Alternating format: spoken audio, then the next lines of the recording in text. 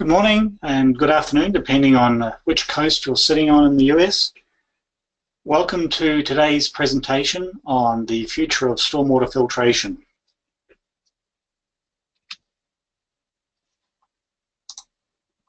My name is Philip Taylor. I'm Hydro's product specialist in the stormwater products. I work for Hydro International. I've been in the stormwater industry for over 10 years now. My prior work experience, I've worked in soil and water conservation, building products design and manufacture, as well as the more recent times with Hydro International with stormwater treatment systems. My contact details are shown here on the screen. If you have any questions, please feel free to email me after the presentation and I'll address your queries as best I can.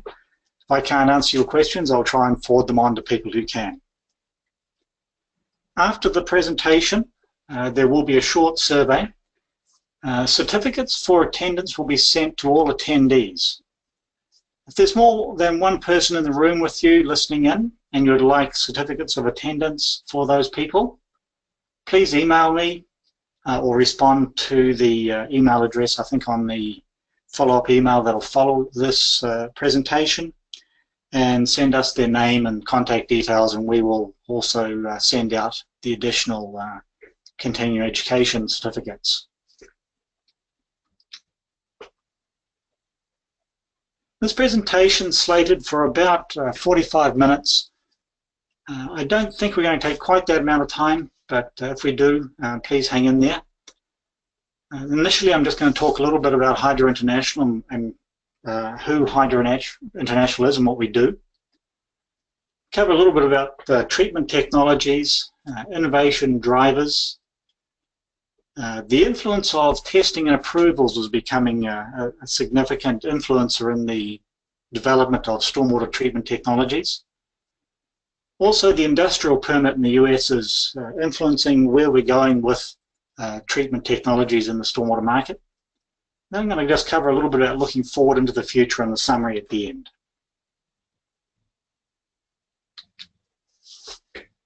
Hydro International is a company that's based in the UK.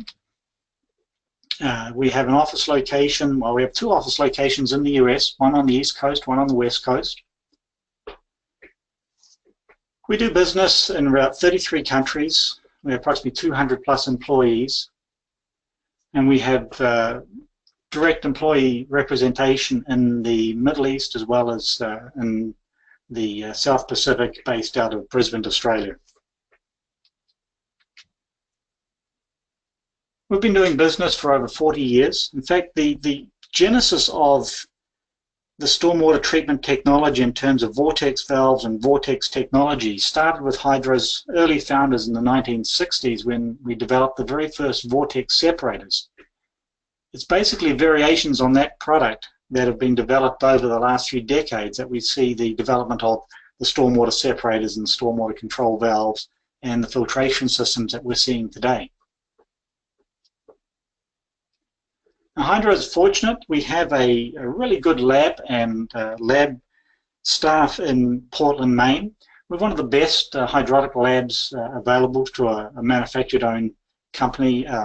So we can do a lot of rapid development and experimental testing in a high-quality lab and develop products, variations on products, and look at how things react to these variations. So Hydro is well placed to be an innovation leader in this respect. And we don't just do stormwater. Hydro International has a variety of industries. We work with the stormwater and wastewater industry, CSO industry. We do flood protection works, industrial stormwater. We also have a hydrometry and monitoring and data analysis division. We do water engineering, and also we have a maintenance division. That's not on the slide, but we've also got a stormwater maintenance division, which is becoming increasingly important within the stormwater industry. We do work collaboratively with other interested parties like universities, other technology companies, and also we work with and also get approval with quite a large number of different regulators and environmental agencies around the world. So when we're talking stormwater treatment, this is a very broad category of things. And it really depends on what you're targeting as to the technology that's applicable to that targeted pollutant. For instance, if I was working in on the west coast in California, they have regulations around screening and trash removal. I think Florida does as well. That requires basically 100% removal of gross solids.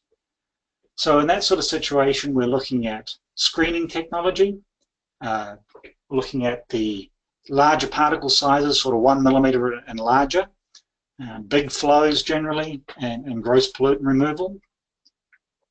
As we move along the spectrum of total suspended solids, basically, and we go to coarser solids, we're talking the fine sands up to coarse sands or very fine gravels. That's where hydrodynamic separation comes in. They're ideal for that situation. Then as we move along the spectrum, we start going down below 100 microns, down below those fine to very fine sands, and now things get a little trickier. The settling velocities of these particles are a lot slower.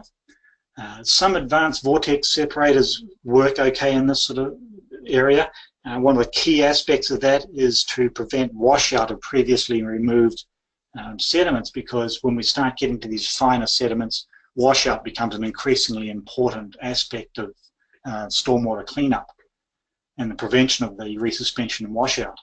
This is where we also find pond design coming in. Large settling basins, underground settling basins and the like get used in this area. Then as we move down further, we start getting what we call the non-settleable solids. We're talking very fine silts into the clay range, 1 to sort of 20 micron.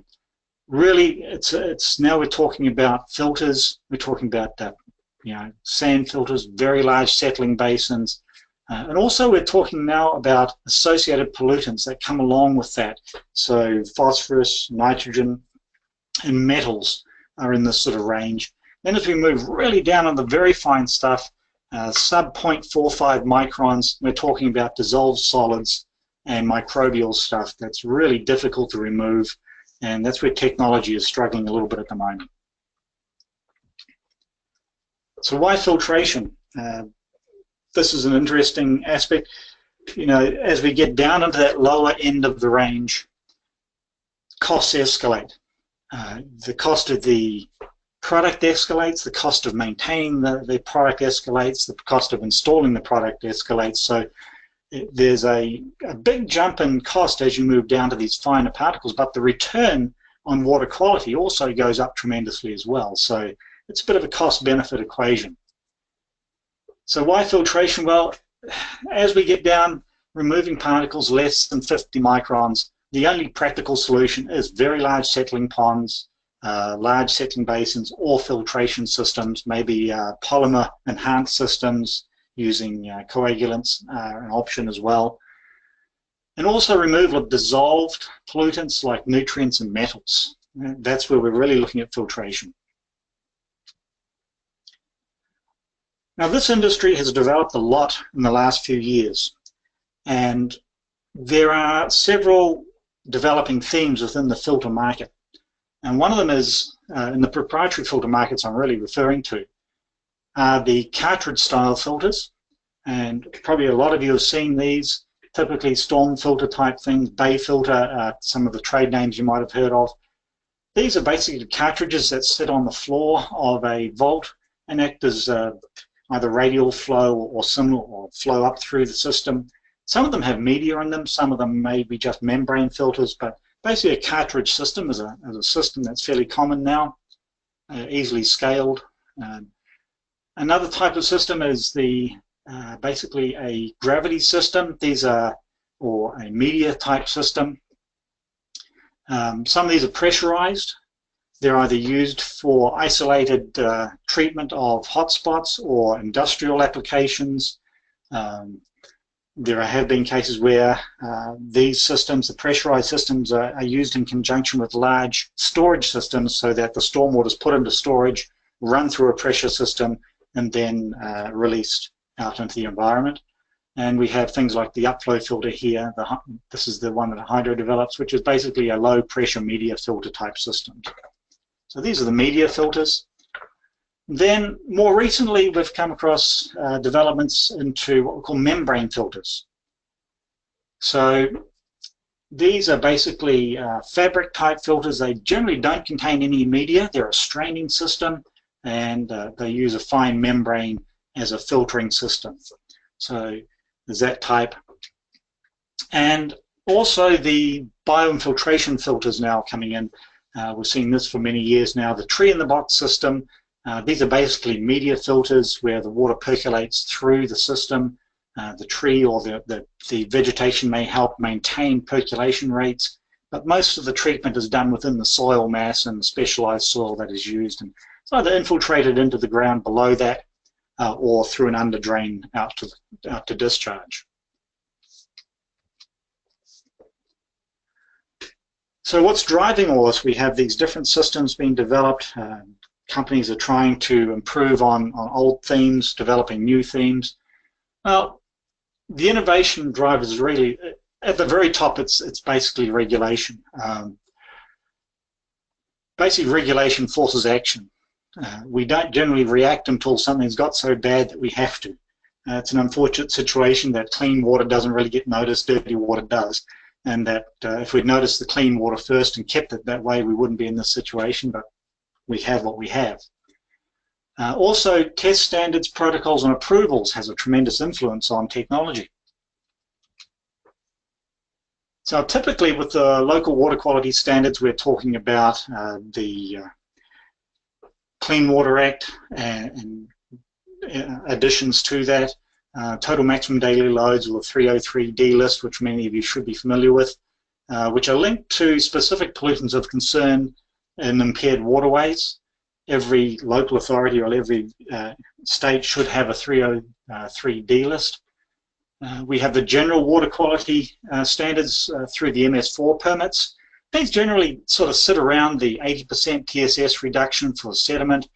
We see typically numbers like 40 to 60% total phosphorus reduction being used, maybe some attempt at nitrogen removal, but they're generally a percent reduction type of regulation rather than maybe a specific effluent limit. Then we have the industrial permit. Now for us, this is an area we've been concentrating on for the last few years. The industrial stormwater permit is very strict in what it says, and it's an effluent limit, so you can't discharge more than a certain concentration of the pollutant that you're putting out. It's very specific to a site, it's specific to a pollutant, and it can change with land use, especially when you're looking at places like port authorities where, as an industrial site, what's going through the port can change on a daily or a weekly basis, which can change the pollutant concerns. So you need an adaptable system that can address all these changes.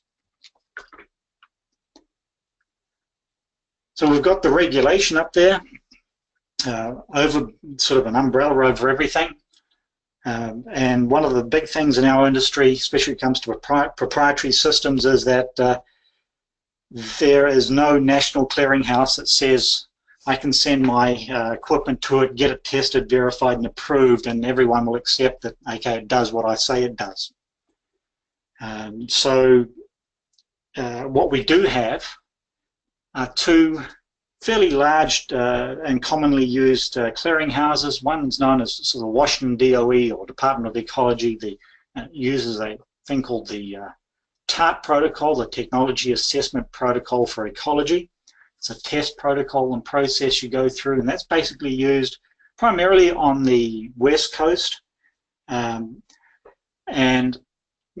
it's a field test verification process.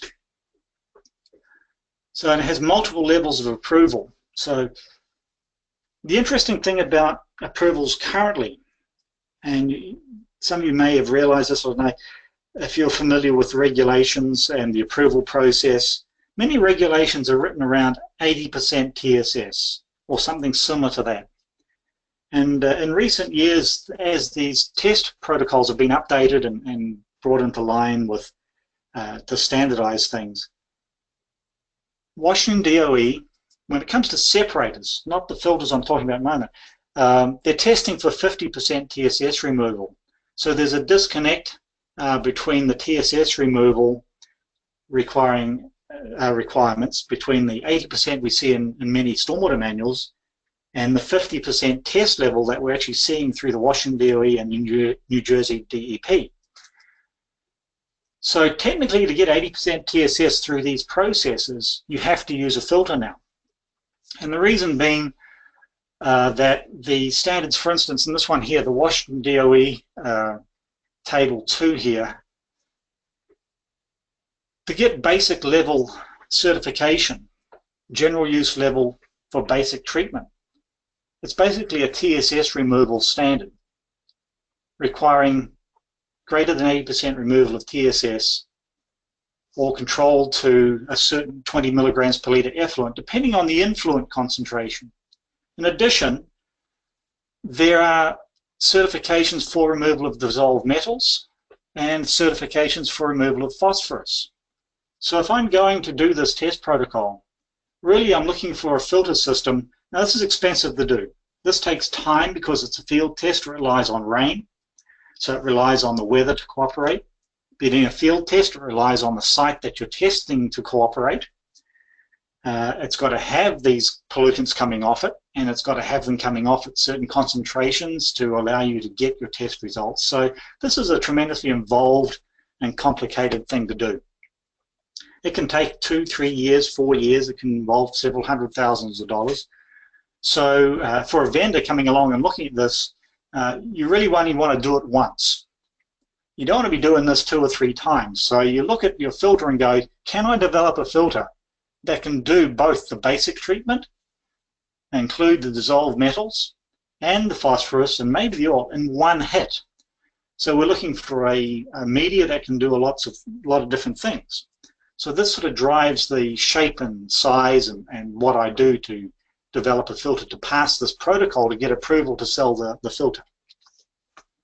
Now the other major clearinghouse that's commonly used is the New Jersey Department of Environmental Protection. Now that's on the East Coast. So we've got one on the West Coast, one on the East Coast. Now this is a lab test protocol based around removing 80% TSS. Now from a vendor's point of view, this is far more specific. It's quicker to do because I'm doing it in the lab. I can control the variables. I can do it in one hit. But I'm also looking at one pollutant, and that's total suspended solids. So I'm not having to try and compromise. So now I've got a different situation with this test protocol, and this is driving a different aim in my product development. So once I go through this, I get assigned a treatment flow rate for my test unit, and I can scale that up. Now usually I just test with either a single cartridge or a single module or a single whatever it might be in my filter that represents a miniature version or a full-scale miniature that I can then just scale up. As part of this also, filters, when you design them, they've got a treatment flow rate. So there's an inflow rate that you treat and you get a result for, but as part of that, you've got to consider the overall catchment that's been serviced and the load coming off that, because you've got a load that can overwhelm a filter in one hit, as opposed to where you get a small constant flow you can treat easily, then you suddenly get a big wash and you overload the filter.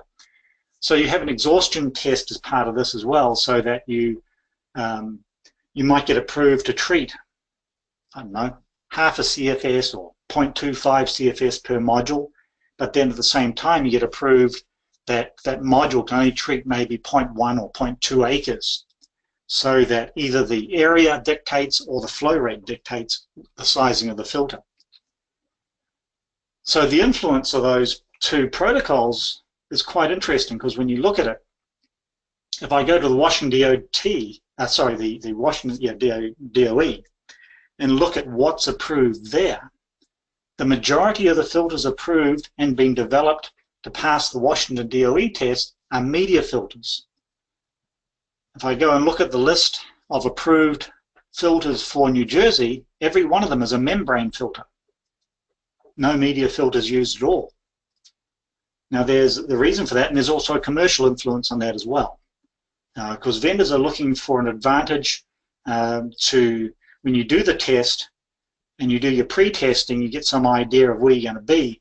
You don't want to be on the bottom of the list because you're going to spend all this money to do the test, and you're perhaps maybe the worst performing. You're going to try and land in somewhere in the middle or near the top to improve on the previously approved devices. So there's a bit of a competition in there between vendors.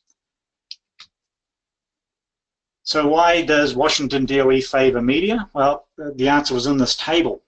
If I've got a single test that I want to do, or I want to put one device through this expensive and long-term test, then I'm going to want to hit as many approvals as possible with that one filter.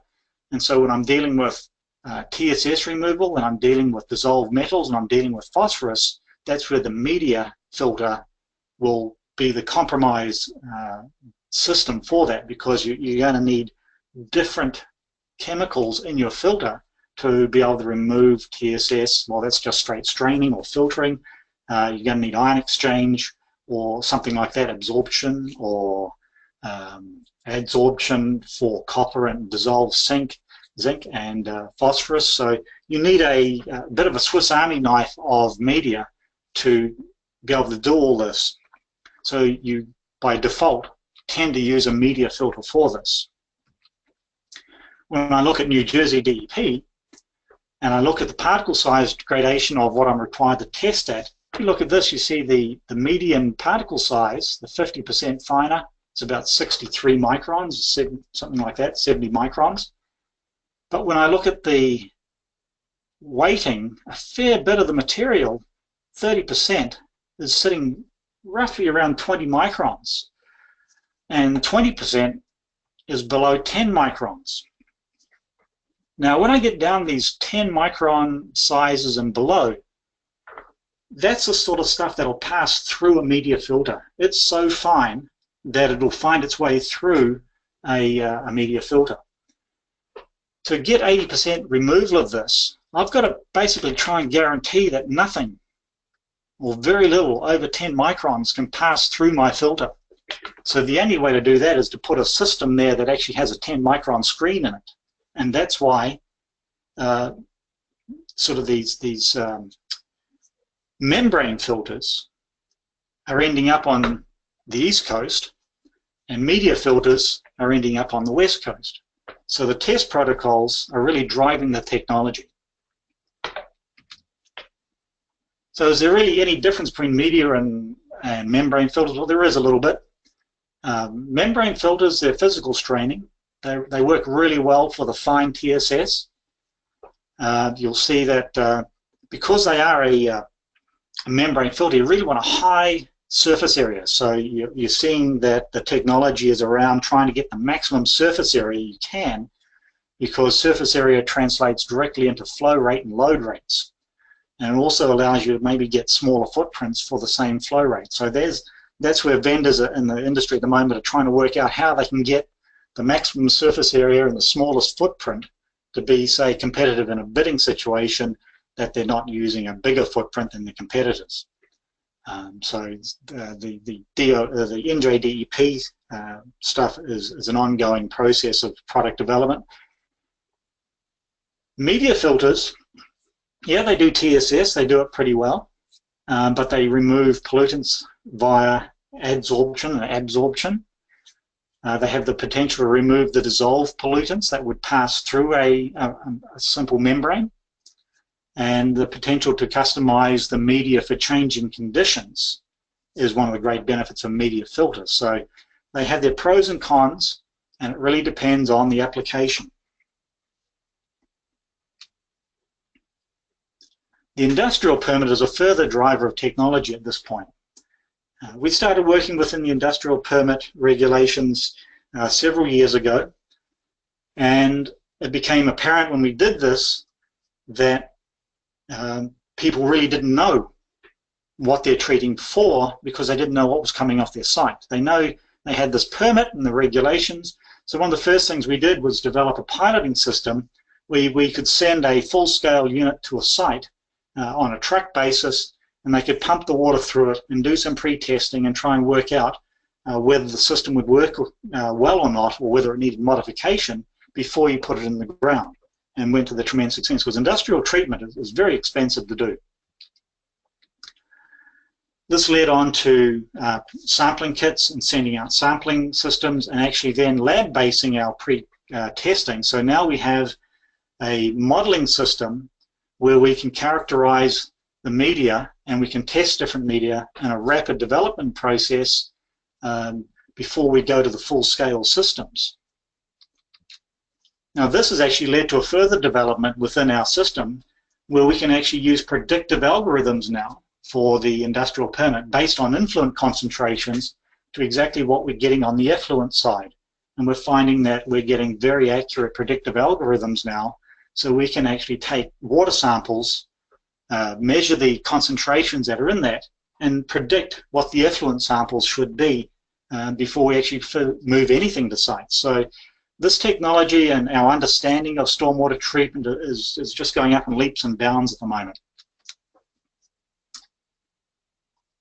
So where's the future going to take us? Big question. It's going to depend a lot on where regulation takes us. Hopefully we don't go backwards in regulation. That's anyone's guess at the moment, right? We would hopefully that regulation is moving forward, and that we do look towards water as a very valuable resource. Everyone out there in the different products, different vendors, is kind of looking for a magic media, one that's going to get high removal of nutrients, one that's going to get high removal of metals.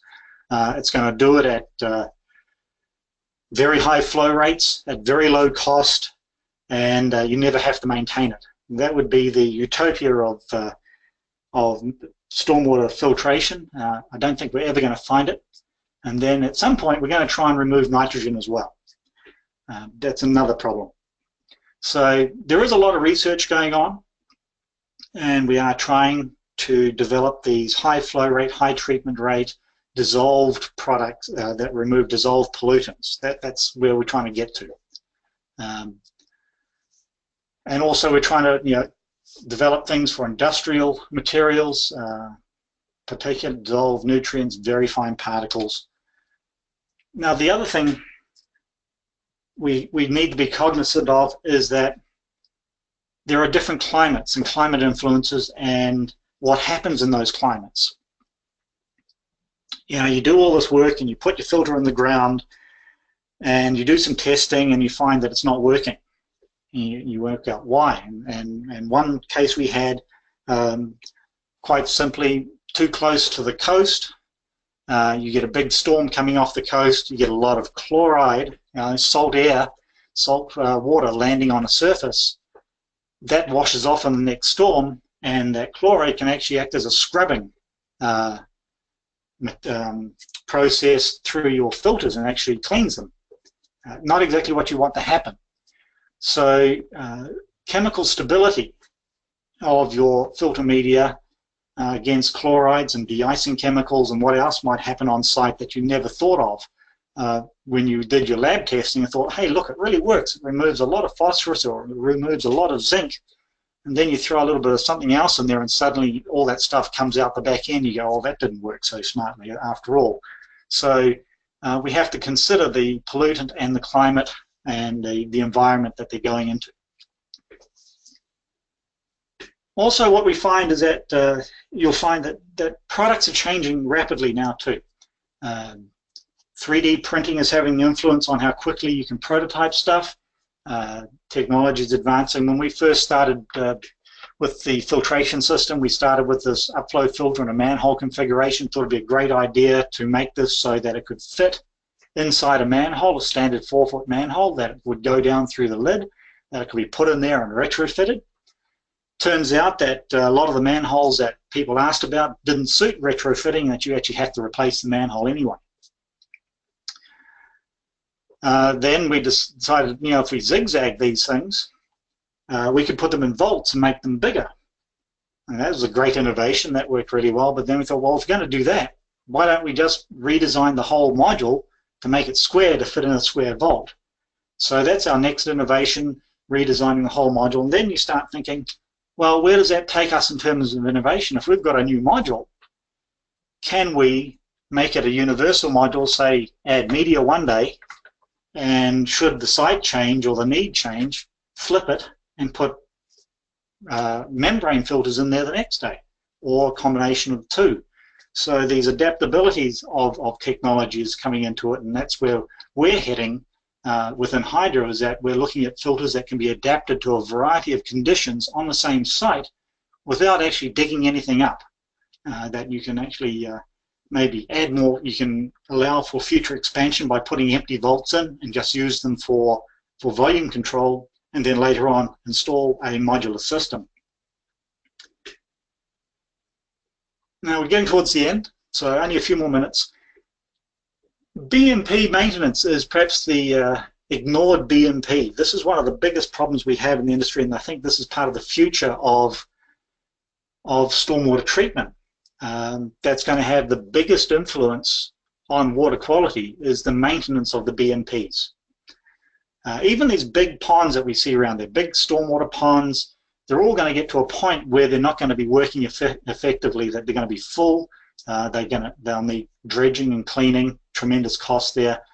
Hydro itself is set up, as I mentioned before, a maintenance division, so we can control, well, not control, but offer these services as part of the sale, because we know that maintenance is going to be an increasingly important part of stormwater pollution removal. And structural and financial longevity.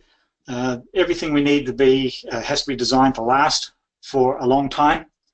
And one of the important drivers of innovation now is also, what's this cost the owner on a long-term basis? It's not about the short-term X dollars to put it in. It's about what it costs every year to keep that thing running. And that's an important part of the whole innovation drivers that we're going through. So we're looking at how we can make these costs more acceptable and provide a solution that engineers can offer their clients, and it's not going to break the bank to keep it maintained, because at the end of the day, it's the maintenance and the continued maintenance of the system in good working order that's going to be good for water quality, not the system as it was installed on day one. It's the system as it operates 3 years, 4 years down the line. So basically, in summary, regulation and pollutants are driving the use of filters. Test protocols, as we went over, really are dictating the type of filter being used, because we're designing filters, A, to do a job, but B, we're also designing them to pass the test protocols, because if you can't pass the test protocols, you don't have a business. So membrane filters have been basically designed for high TSS removals, high flow rates on the East Coast, and media filters basically are working out on the West Coast through the Washington DOE test protocol. And these then become available to everyone to use. Significant research is going into filter media at the moment, and also the adaptability of filters. We're seeing this amongst a number of vendors are trying to make one filter be able to do several things, or to be able to switch it out a little bit. And the final thing is maintenance. Maintenance is going to be a really big part of BMP performance in the future. So with that, I'd like to thank you very much for listening. I see we had about 140, 150 people online. Excellent turnout. Thank you very much. So if you have any questions, feel free to email me. My name is Philip Taylor. My email address there is ptaylor@hydro-int.com. So there will be a follow-up survey when I close this. There will also be an email coming out, and everyone will get their attendance certificates. And if you need more, just email us and we'll get those to you. Thank you very much. Have a good afternoon.